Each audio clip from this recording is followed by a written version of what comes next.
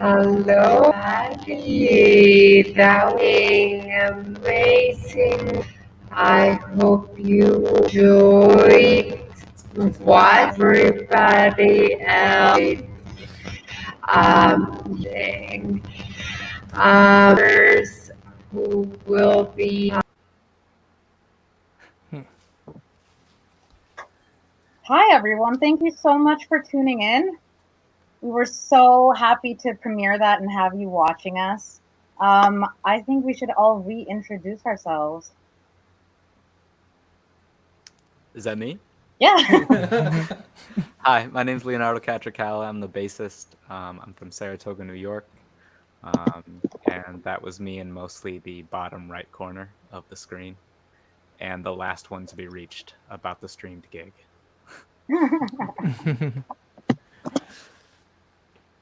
Okay, my name is Rive Quiroz. Yo soy Rive Quiroz from Mexico City, de la Ciudad de México, pero en Nueva York. Y gracias por acompañarnos. Well, my name is Alec Castro from Los Mochis, Sinaloa, not Michoacán, Sinaloa. I play keys for Nixtaband. Alberto. Linda. Oh. Tu micrófono, Alberto. Sorry. My name is Alberto. I'm a guitarist of Nixtaband, and thanks for watching us. And yeah, I hope you enjoyed the video, the concert. Let's try to say connection, nerd. Julia is currently getting abducted by aliens. But Yeah, so we just a little bit of technical difficulties, but Linda, we are all eager to hear you and a little bit of your story. Thank you. What do we say, guys? How did we meet? Riva, do you want to tell that story? Oh, yes, why not? I mean, everything started, I think, at Queen's College, QC. And I met Linda there. And then we started playing, like each other. I joined her band there, and she really loved the way I played.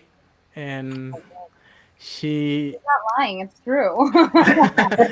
No, it was reciprocal. So we started playing together, and then we, Beto came to the Masters. So he started joining. By that time, I was playing with Alec a lot, and I met Leo on the program as well. So everything came together really, really natural. And then we started playing on a restaurant called Nixtaband, which, funny, but the name had to come out from there. So that's the reality. Sorry, guys. But, yep. Yeah, I actually meant to ask you about the names for, some of us are familiar with the process of how tortillas are made, but for those of us who aren't, can you guys explain a little bit of what Nixtaband means? We got that it was inspired in a restaurant. So what is sort of like the inspiration behind it? Baby. Well, nixtamal is the grain that's used to make tortillas, and it's used to create masa also. And like Rives so beautifully has put, masa is the source of a lot of food in Mexico. A lot of accompanying plates, a lot of tortillas, totopos, everything, right? And that's a source of nutrition for people. It's the base of all of Mexican cuisine. And we feel that music is nutrition for our souls, and that's where Nixtaband came from also. So we're just like a little mix of wonderfulness. Thank you. That was precisely Quincy Newell's question from our Facebook feed. So yeah, that's really cool. So John is joining us and asking, you all have a strong jazz feel. Did you study jazz at Queen's College or on your own? Well, yeah, every of us studied at Queen's College, the master program, and Alex studied composition and arranging, and William Patterson, all of us, we studied jazz. We have the common root of the jazz. I would say it's interesting because we all have a concept of jazz, but we're all coming from different places. So there was a lot of points of conversion, but also a lot of different alleys that we went to get there. Like, for example, I'm from upstate New York. I went down to Connecticut for the Hart School of Music. So I had a very bebop, hard bop kind of schooling. As So we when could I hear came- from the last song, as a matter of fact. Yeah. So when I came to Queens College, I met all these guys knowing what I know, and they've been introducing me to music that I had not heard before. And I think I might have been introducing certain alleys that they might not have known of, or just different veins of things. So that all coming together creates a really interesting merge where we are doing the music that's coming from the folkloric side, but then also we're coming from different avenues and creating this kind of multi-dimensional thing. Yeah, and that comes out really beautifully. I saw on the comments about the production, how people were so impressed with how you put together your video, but not only that, you also introduced the songs and provided some context. So I wonder if some of you could talk about this sort of like experience of producing content, in the midst of all this mess and trying to provide quote unquote live performances. So how was this process for you? It's kind of like, let's see if we can do it. I mean, it was definitely in terms of producing it, it was a collaboration, but in terms of the work, I think Beto, Rive, and Alex should talk on that. Well, yeah, it was, it was a work team thing, it's something new for everybody. Well, for Alec, he was used to do, recording audio, so he was the one. He knows pretty much our sound, so he always does our sound, live performance, recording studio stuff, video performances as well. So we decided, Beto and myself, like to edit the videos. We have a little knowledge on how to do it, so we just made it together. So we were in very great communication between the three of us, and that's how it started. Then Linda and Leo put this skit thing going on between the videos, super funny, and they came up with this idea, and then we introduced it on our videos. So that's how pretty much it worked. So it was a work team thing that came out, and which I'm super proud of, of these guys. Yeah. Bolin is saying que el sonido estuvo muy bien. The sound was great. It was a phenomenal We have work. a genius. So, yeah. Alec, Yeah. you got a hand. Well done. That's a That is a wonderful, wonderful production. And Linda, obviously, everyone's performance was an amazing one, but that last song, providing a trio of your own voice, how was that process for you? Where did you get the inspiration, sort of like riffing off and like sort of improvising while you were doing the backup vocals? How was it for you?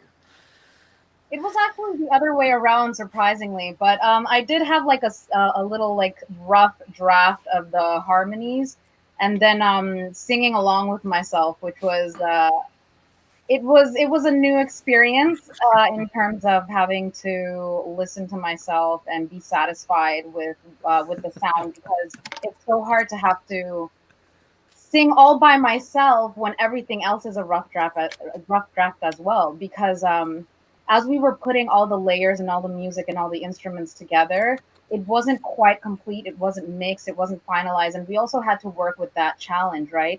Making sure that the sound we were providing was something more substantial than the little skeletons that we made. But it was so wonderful to be able to do that and work with everyone. Like it reignited our passion, because we missed each other so much. But once we started working with each other again and listening to each other and our sound and just talking to each other and talking through the process. We just massively missed each other, and it was such a pleasure to be able to play with everyone again. No, that's wonderful. And so we've all been students, and now you guys on the other side. Now you guys are the teachers, right? So, we know that you teach music. What do you tell your students about becoming a musician in these circumstances, right? Like, how do your students, how do you keep them motivated? How do you keep them focused when there's so much else going on? Leo is teacher, actually. Yeah. Beto, do you want to say something? Then I can jump in after you. No, you're going. All right. Okay. So yeah. What do we tell students in this time, or just musicians in this time? I think it's more important now than ever to have a personal relationship with the art form that you're working on, that you're studying, that you're performing and sharing with people, because this is clearly changing the script in a lot of ways. We're not playing for audiences. We're not getting together physically. And I think a certain part of that is most musicians are like, oh man, I get all this time to practice and work on this stuff that's been piling up. But the other part of it is that we definitely start to, feel isolated, and we need that energy from each other.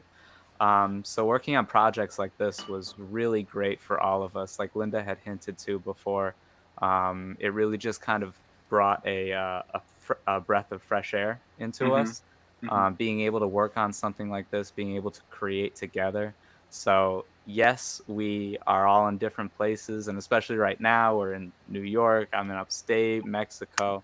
But to find ways like this to be able to be creative and work on things together, I really feel like that's the key to a long musical life. Yeah, so true. Beto, you want to jump in? I totally agree with Leo, and just would like to say that these times are really weird. And first of all, music is a social thing, and it's really hard to be in other places and isolated, as Leo said before. And people should try to keep inspiration and look for inspiration in other things, like reading, like trying to connect with other musicians this way. I don't know, but it's really hard to. Yeah.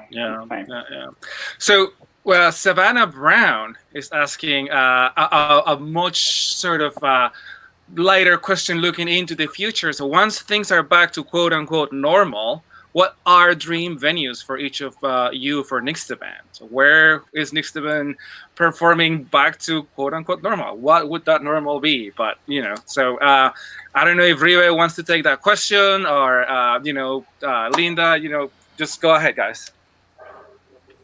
Our dream venue is worldwide. At this point, it's anywhere. No, I'm kidding. We were planning on hitting up. we were planning on hitting up the West Coast, on going to Texas, Colorado, Arizona, New Mexico, those places where our music would be very, very openly received, and where the community and demographic would absolutely love it. I hope and I think. Also Mexico, obviously we had plans of doing that, and we still do. Yeah, guys, right? Is that happening? Yeah. That's right. So when that can happen, it will happen. I can't forget about Colorado. Colorado will definitely be a state that we'll visit. But thank you, Savannah, for your question. You are very loved by me. Yeah, I believe USA will be such a nice place to to keep traveling all around of it.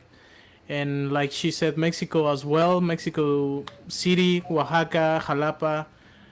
We recently, Beto and myself, we went there, and we were trying to introduce the band as much as we could. And yeah, we have the doors open there as well. And in Mexico City, I have such a great friends there. I was raised there, and I was a musician before coming there. So I have, something going on there, really, important, like radio thing, to help a little bit. So just to start there, I think USA and Mexico. Yes, why Right. not? And Yeah, then and let's see. I Maybe gotta Europe. say, once you go to Mexico City, I'm not from Mexico, but I kind of wish I were. So it's a wonderful place. That's beautiful. Speaking of Mexico and sort of like multiculturalism or biculturalism, let's also go into the bilingual aspect of this. So Bojin Mache Yeah. pregunta, ¿cómo transmiten el estudio del cuidado de los detalles a sus alumnos, tanto de afinación como de tiempo y musicalidad? And if I may try to translate this, is like, how do you transmit the sort of study, the care of the details to your students, right? Like in terms of tuning, it's much more difficult to tune when you are like recording as opposed to just playing live, right? Like playing live, you can get away with a little bit of and more awkward, let's call it traditional tuning. And how about timing and musicianship and all that? So if you can speak both in English and in Spanish, by the way. So Okay, whichever you want. just thank you for the translation. For the translate, you did it perfect. First of all, just to say something, Ingrid is such a lovely friend of mine. She's a great singer in Mexico. You guys have to take a look on her work, please. So just to say something, right? So Linda, you just want to jump on it, please. First of all, welcome YouTube fans. Yay! So much for tuning in. You caught up. And to answer that question, ¿cómo transmiten el estudio del video? Just reading it really fast, like the way I read the text. Es muy diferente. Es otra cosa, porque así como dijo Carlos, en vivo podemos improvisar, estamos tocando juntos, uno mira al otro, si uno se equivoca, pues no importa, hacemos lo que se puede para que el sonido sea ideal, ¿verdad? Pero cuando se trata de las grabaciones y los detalles y todo eso, es otro estudio completamente diferente, right? Porque tenemos que tener cuidado de que algo si algo no está compatible, por ejemplo, si Beto toca una nota y yo decido hacer un riff y las notas no coinciden, entonces otra vez tenemos que grabar y grabar y grabar. Y es una cosa de perfección, porque queremos presentar la mejor versión de nosotros, ¿verdad? Y pues para mí es nada más tener que refinar y el producto. Eso es. Excellent. Does anyone want to say something in English? Yep. Yeah, no, it's fine. It's fine. Like it's we don't have to understand everything that comes our way. We're a multicultural city, but we can also speak English, right? So Alberto. Yeah, so something quick. This was a learning process, and every time I'm in the situation of recording something, for me it's a really strong learning process. And once again, I learned that I have to keep working on my time, on my intonation, on my sound, and I think that recording music is the best for learning all of these things, keeping time, sound, and technique. Yeah. It is such a different animal, as it were. This is an interesting question from the CUNY Dance Initiative. So this is such a great dance music. Does anyone have a dance background, even if it's just for fun?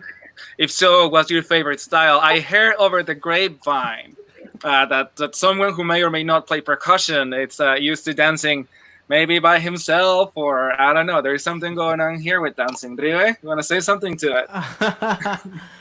I think you were talking about yesterday. Somebody asked me like, "Where's my background?" Oh, like we don't ask, we don't tell. We just over the grapevine, my friend. All right. No, I was just saying that my background was, I think, it comes from all the Latin music and all the Mexican and bolero, the Cuban bolero as well, and all these Afro things that I grew up listening to. So pretty much I will say salsa. My family, my parents, they just love salsa. And when we used to go to the parties, every time we used to dance all together. So that's how I pretty much, I don't know, like professionally dancing, anything like that. But if you ask me to dance with you, I'll do it for sure. He's being a nice, that's such a nice educated answer, but the truth is he'll dance all the time. It doesn't matter. Every time after a gig, we're all dancing, always. But for example, We're waiting to see that. As a matter of fact, this was a gig, as far as I'm concerned. yeah, it's time to dance. But Alec is good at it. I mean, I did a lot of Latin. I was also a professional belly dancer. I still consider myself a professional belly dancer, but I kind of dipped my toes into a lot of different dance styles the same way Alberto does. Back in Mexico. The African dance. So, yeah, even amongst us, all of our dance styles are very different and varied. And I mean, we love a dance. We love a dance. That's great. Yeah. We have a kudos from one of our YouTube users, Philip Lenz, an audience member. What a great group of musicians. Everybody obviously loves what they are doing. I could feel the groove. And you know, I should say we should want to see you guys dancing at some point. So John is asking, any plans to add other musicians to the Nixta mix? That's cool. Nixta mix, Nixta band. Nice. Yeah, that's right for free, right there for you guys. That's an excellent question. Take it, Leo. Yeah. Well, one of the nice things that we've been doing as a band is kind of growing us. We call it a Nixta family. As you can see with the with Contigo, with the last video that we did that we used to promote this a little bit. Contigo en la distancia, yeah. Yeah. We have Julia dancing, which actually is great that, like, to the earlier question, you know, how the dancing comes into this, it's so incorporated, you know. Mm-hmm.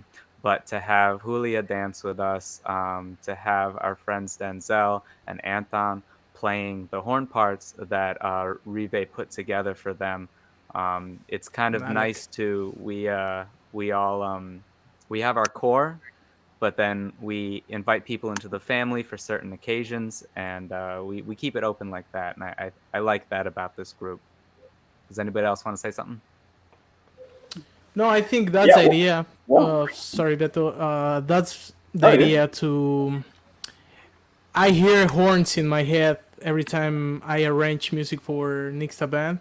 So it is complicated already to get 5 of us working together. So it would be more complicated to get 7. So definitely I've been arranging. Everybody's been arranging, I believe, you know, with the sound of the horns on it.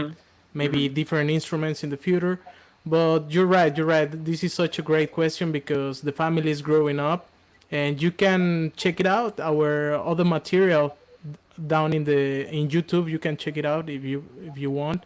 The Contigo en la Distancia video was such a great experience, featuring Julia del Palacio, it was a girl that got interrupted because of the connection problem. Yeah, just for context, Julia is one of the most sort of recognized dancers of the Mexican tradition here in New York City. And I've had the privilege of seeing her on stage a few times. So, you know, shout out to Julia del Palacio, who it's having some internet issues like we all are at some point in our lives. But yeah, check her out. And to that, what you were talking about, Rive, you guys want to tell our audience members how to reach you? What are your handles? Where can they reach you in social media, get your albums or whatever you guys have out? When we're playing on stage, sometimes I'll stick in our little Nixtaband song and just spell it out loud. And I'm so happy I don't have to do that right now. And, so you can find us on Instagram, or as we like to call it, Nixtagram, as Nixtaband. Our website also, nixtaband.com. You can send us love notes and messages at nixtaband@gmail.com. It's Nixtaband across all boards. That plus, if it doesn't look like us, don't accept any imitation. Got it. Thank you, Linda. We have one more question in Spanish from Yatsiri Gallegos Muñoz. Dice, qué buena elección de repertorio. ¿Cómo lo eligen? How do you guys choose the repertoire? What's the process for that? Well, first of all, Leo is the people in charge of doing the set list. That's the work. That's the job. He's the It's second it's guy, a centralized Well, effort. It's like I if people don't organize like the the set, songs. that's on you, man. I organize the songs, but in terms of picking them, I've only contributed a couple. Hmm. It's always, it really depends on what we're all in the mood for, because for example with Ain't Nobody, Leo came in one day and he's like, hey guys, check this out, and we were like, disco, let's go, and it really depends on what we're in the mood for. And a lot of the time, if it moves us, Mm-hmm. that's what we want. If it moves all of us, not just one person, if one person is digging it, then like it's a no-go. But as long as it moves all of us physically, spiritually, emotionally, then that's our song. That's what we go with. That's fantastic. Does anybody else want to say something? We have one more comment from Joey Garay. Sounds awesome. Love your energy. Joy! That's really cool. Great friend of us, great guitar player, great musician and artist. So you should check her out too, because she's Mexican as well, and she's the partner of somebody. Oh. Linda. Hey. Alec, you want to add something, man? You haven't. Yeah, started. Alec, please stop talking. You are just like completely monopolizing this. Come on. Man. I'm just like absorbing everything like that everybody had to say. I just want to thank you guys for the opportunity to be here with you and to make music and share with you. Without an audience, we are nothing. Like we always need somebody to listen to the music. So I just wanted to extend my gratitude to you guys. Yeah. That's fantastic. So much love. We can all feel the love, and we all need the love right now. And with this, I think we are going to wrap up our first Live at the Gantries production for today. So on behalf of Cup Fairbank Center, we thank you, Nixtaband, for such ethical and beautiful effort you guys showed us. I don't know if you have any closing words for audience members, any of you? We're just really grateful that everyone tuned in. Times are different, everything is strange, but we hope everyone is staying safe and healthy, and that our music could provide a little bit of respite despite everything that's going on in the world. And it's so much, but we hope everyone stays happy, safe, healthy, and loving.